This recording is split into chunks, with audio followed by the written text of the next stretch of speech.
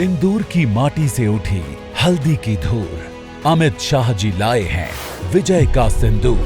आइए करें स्वागत केंद्रीय गृह एवं सहकारिता मंत्री श्री अमित शाह का 29 जून 2025 दोपहर 1:30 बजे निजामाबाद तेलंगाना में, जो करेंगे राष्ट्रीय हल्दी बोर्ड के मुख्यालय का उद्घाटन भी। इस ऐतिहासिक अवसर का हिस्सा बने अरविंद धर्मपुरी, सांसद निजामाबाद लोकसभा क्षेत्र।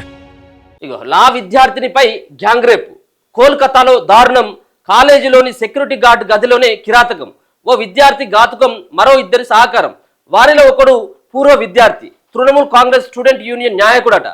బాధితురాలి తలపై హాకీ స్టిక్ తో కొట్టి దారుణం, ముగ్గురు నిందితుల అరెస్టు. పశ్చిమ బెంగాల్లో రాజకీయ దుమారం రేగుతా ఉన్నది దీనిపైన.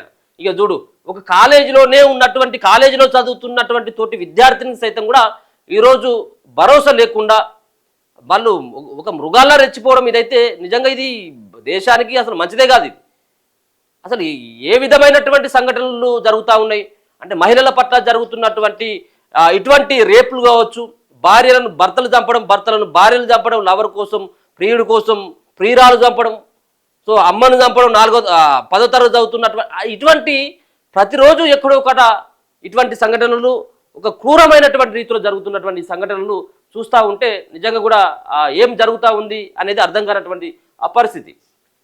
పశ్చిమ బెంగాల్ రాజధాని కోల్కతాలో దారుణం జరిగింది. లా అంటే న్యాయశాస్త్రం మొదటి సంవత్సరం చదువుతున్న విద్యార్థిని తన కాలేజీలోనే సామూహిక అత్యాచారానికి గురయ్యారు. అదే కళాశాలకు చెందిన ఇద్దరు విద్యార్థులు, మరో పూర్వ విద్యార్థి కలిసి ఆమెపై అగత్యానికి తెగబడ్డారు. బాధితురాలిని కళాశాల సెక్యూరిటీ గార్డు గదిలోకి ఈడ్చుకెళ్లి వివస్త్రను చేసి, నిందితుల్లో ఓ యువకుడు ఆమెపై అత్యాచారానికి పాల్పడ్డాడు. ఆ సమయంలో మిగిలిన ఇద్దరు అతనికి సహకరించారు. ఈ క్రమంలో ఆమె ఊపిరి ఆడటం లేదంటే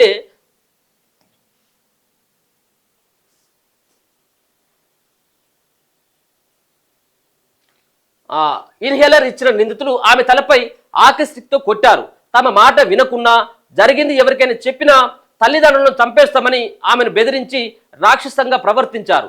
నిందితుల్లో ఒకరైన పూర్వ విద్యార్థి చేసిన పెళ్లి ప్రతిపాదనను బాధితురాలు నిరాకరించడంతో వారు ఈ కిరాతకానికి పాల్పడినట్లు తెలిసింది. కోల్కతాలోని కాస్బా ప్రాంతంలోని సౌత్ కోల్కతా లా కళాశాలలో బుధవారం రాత్రి ఈ దారుణం జరిగింది.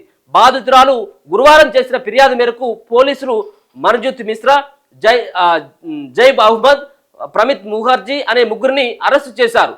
నిందితుల్లో మనజిత్ మిశ్రా సౌత్ కలకత్తా కళాశాల పూర్వ విద్యార్థి, ప్రస్తుతం అదే కళాశాల ఉద్యోగి అయిన మనజిత్ తృణమూల్ కాంగ్రెస్ పార్టీ విద్యార్థి విభాగం నేతగా కొనసాగుతున్నారు. జైబ్ అహ్మద్, ప్రమిత్ లా చదువుతున్నారట. ఇక చుట్టుముట్టి ఈడ్చుకెళ్లి బాధితురాలి ఫిర్యాదులో పేర్కొన్న ప్రకారం కళాశాల ఆవరణంలో గురువారం సాయంత్రం జరిగిన టీఎంసీ విద్యార్థి సంఘం సమావేశం అనంతరం 7:30 గంటలప్పుడు మనజిత్, జైబ్, ప్రమిత్ ఆమెను అడ్డుకున్నారు. జైబ్ తో కలిపి ఆమెను ఓ గదిలో పెట్టి గడియ వేశారు. మనజిత్, ప్రమిత్ బయట ఉండగా జైబ్ ఆమెను అత్యాచారం చేసేందుకు ప్రయత్నించాడు. జైబ్ ను ప్రతిఘటించిన బాధితురాలు తనను వదిలేయమని, తను మరొకరితో ప్రేమలో ఉన్నానని వేడుకుంది. ఓ దశలో కన్నీళ్లు పెట్టుకుంటూ జైబ్ కాళ్ళ పట్టుకుని బ్రతిమలాడింది. ఈ క్రమంలో తీవ్ర భయాందోళనకు గురైన బాధితురాలు ఊపిరి తీసుకునేందుకు ఇబ్బంది పడుతుండగా మనజిత్, ప్రమిత్ ను జైబ్ గదిలోకి పిలిచారు. తనకు ఇన్హేలర్ కావాలని బాధితురాలు ప్రాధేయపడగా మనజిత్ తెచ్చి ఇచ్చాడు. దీంతో కాస్త తేరుకున్న బాధితురాలు వారి నుంచి తప్పించుకునేందుకు బయటకు పరిగెత్తింది. అయితే కళాశాల ప్రధాన గేటు వద్ద ఆమెను అడ్డుకున్న నిందితులు సెక్యూరిటీ గార్డు గదిలోకి ఈడ్చుకెళ్లారు. సెక్యూరిటీ గార్డును బయటికి పంపారు. ఆమెను వివస్త్రను చేసిన జైబ్, మనజిత్, ప్రమిత్ చూస్తుండగానే అత్యాచారం చేశాడు. సెక్యూరిటీ గార్డు నిస్సహాయంగా గది బయట ఉండిపోయాడు. ఈ క్రమంలో నిందితులు బాధితురాలి తలపై హాకీ స్టిక్ తో కొట్టారు. ఎవరికైనా చెబితే నీ తల్లిదండ్రులను, నీ బాయ్ ఫ్రెండ్ ను చంపేస్తామని బెదిరించారు. రాత్రి 10:50 అప్పుడు ఆమెను విడిచిపెట్టినట. ఇంకా సుమోటోగా స్వీకరించిన ఎన్సీడబ్ల్యూ లా విద్యార్థినిపై అత్యాచార ఘటనపై జాతీయ మహిళా కమిషన్ తీవ్రంగా స్పందించింది.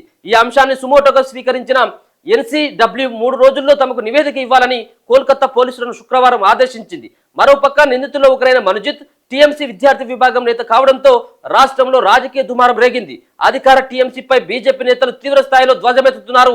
ఇక అత్యాచార ఘటనలను టీఎంసీ కూడా ఖండించింది. సరే, ఏదేమైనప్పటికీ కూడా సరే ఇలా పొలిటికల్ సంబంధించినటువంటి పార్టీలు ఇన్వాల్వ్ అయినాయి అంటే ఈ కేసు ఏదో రకంగా పక్కదారి పడుతుంది. అంటే పొలిటికల్గా లాభం పొందడం కోసం వాళ్ళకు ఒక దొరికినటువంటి ఒక అస్త్రంగానే చూడొచ్చు దీని అంతా కూడా. ఇప్పుడు బీజేపీ రాద్ధాంతం చేస్తుంది. బీజేపీ పాలిత రాష్ట్రంలో జరుగుతున్నటువంటి అత్యాచారాలు కానీ మారణ హోమాలపైన ఇంకా వేరే పార్టీలు ఇట్లాంటి రాద్ధాంతం చేస్తారు. ఏదేమైనప్పుడు కూడా పార్టీల వ్యవహారం అట్లా ఉంచితే మరో పక్కన ఒక లా విద్యార్థిని పైన ఒక అడ్వకేట్ కావడానికి ఆమె చదువుతున్నటువంటి న్యాయశాస్త్రం చదవడానికి ఆ కాలేజీలో చేరినటువంటి మొదటి సంవత్సరం చదువుతున్నటువంటి ఆ విద్యార్థిని పట్ల ఈ మృగాలు చేసినటువంటి వాళ్ళని బహిరంగంగా కోసికారం పెట్టాలి. ఇది కేవలం కోల్కతాల్లా లేకపోతే హైదరాబాదుల్లా లేకపోతే వేరే రాష్ట్రాల్లో జరిగిందనేది కాదు. కానీ ఇటువంటి అత్యాచారాలు చేసుకుంటూ మళ్ళీ బయటకు వచ్చి 10 రోజులలో వారం రోజులలో బయటకు వచ్చి కాలరేగురు వేసుకుంటూ తిరుగుతుంటే ఇక పక్కన ఉన్నటువంటి కొంతమందికి ఏమనిపిస్తుంది, ఇంకా వాడే వారం రోజులు పోయొచ్చుండు, నేను 10 రోజులు పోయిస్తా కావచ్చు, కానీ ఇటువంటి దుర్మార్గ పనులు చేస్తే పెద్ద శిక్షలు ఏం పడతాయి అన్నటువంటి దానిపైన వాళ్ళు కొంత భయం ఉండదు వాళ్ళకి. కానీ వీళ్ళని బహిరంగంగా ఉరిదీస్తే బహిరంగంగానే కోసేస్తే ఇటువంటి పనులకు ఇంకా పూనుకోరిగే వాళ్ళు. ఎందుకంటే ఇంకొకరి భయం అవుతుంది. అంటే మన చట్టాలు అలా ఉన్నాయి సరే, ఏమున్నప్పుడు కూడా కొన్ని ఇంకా కాలం ఎక్కువ శిక్ష పడడానికి కొంత సమయం ఎక్కువ పడుతుంది. శిక్ష అయితే పడుతుంది కావచ్చు కానీ ఆధారాలు ఉంటే, కానీ సమయం ఎక్కువ ఉంటుంది.